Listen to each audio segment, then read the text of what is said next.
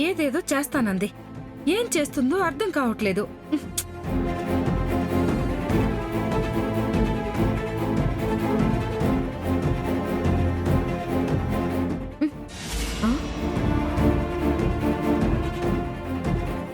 ఏందమ్మే, ఏదేదో చేసేస్తానని చెప్పేసి ఈ తెల్ల చీర కట్టుకొచ్చుండవేంది?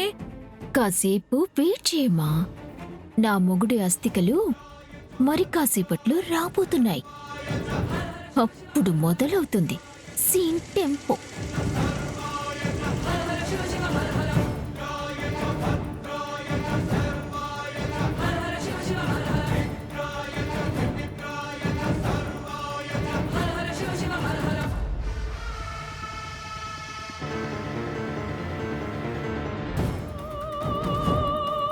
మేడం,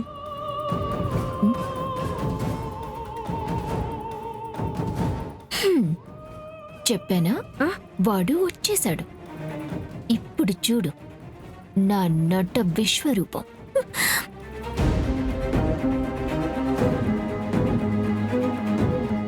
ఎవరు?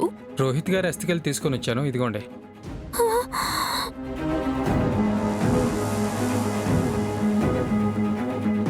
ఇవి మా ఆయన అస్థికలా?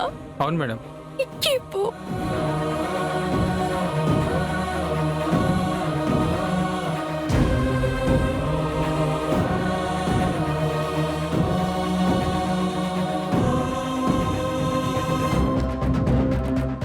అయ్యో నా మొగుడో, నా మొగుడా, 6 అడుగుల ఆజానుబాహుడివే, ఇలా బోడితే చెంపులోకి వచ్చేసావా?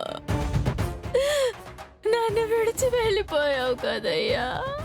ఆరు దేవుడా, నా దేవుడా, దీర్ఘ సుమంగలిగా పోవాలని ఆ దేవుళ్ళకి మొక్కుకున్నానే.